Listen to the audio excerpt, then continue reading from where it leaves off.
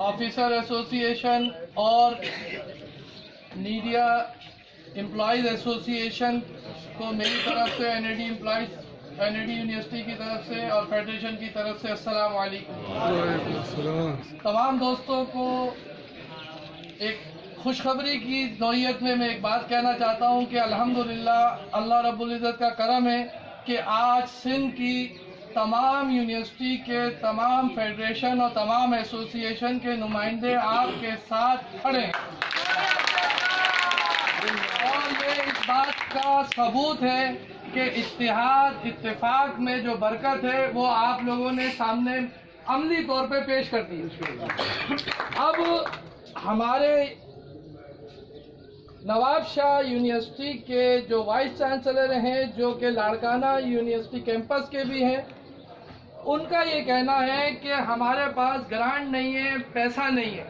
तो क्या वो नवाब शाह यूनिवर्सिटी के एम्प्लॉय नहीं है? क्या उधर का जो डायरेक्टर फाइनेंस है क्या वो एम्प्लॉय नहीं है? अगर ये एम्प्लॉय है तो वो भी एम्प्लॉय है। अगर इनको तनख्वाह नहीं मिली तो उसे भी नहीं मिली, तो वो यहाँ क्यों नहीं है? इसका मतलब है कि वो दूसरे जराए से अपनी पूरी कर रहे हैं और हमें जो है वो इस तरह से रांगे दरगाह करा हुआ है। तो इसका मतलब है कि उनका गठजोड़ है। अगर गठजोड़ नहीं है तो वो हमारे साथ यहाँ बैठे कि ठीक हमें जो है HSC से या सिंध गवर्नमेंट से पैसा नहीं मिला, तो यहाँ अमली तौर पे यहाँ बैठ के सबूत दें। क्योंकि टीचर एसोसिएशन बैठी भी है जो भी काबिल मोहतरम है, ऑफिसर एसोसिएशन बैठी भी है, तो ये क्यों नहीं है? तो इसका मतलब है कि ये अपने दूसरी जराए से पूरे कर रहे हैं और हम लोग को परेशान कर रहे हैं। तो ये चीज नहीं चलेगी। अगर इस तरीके से उन्होंने सीट पे बैठना है तो फिर गो बीसी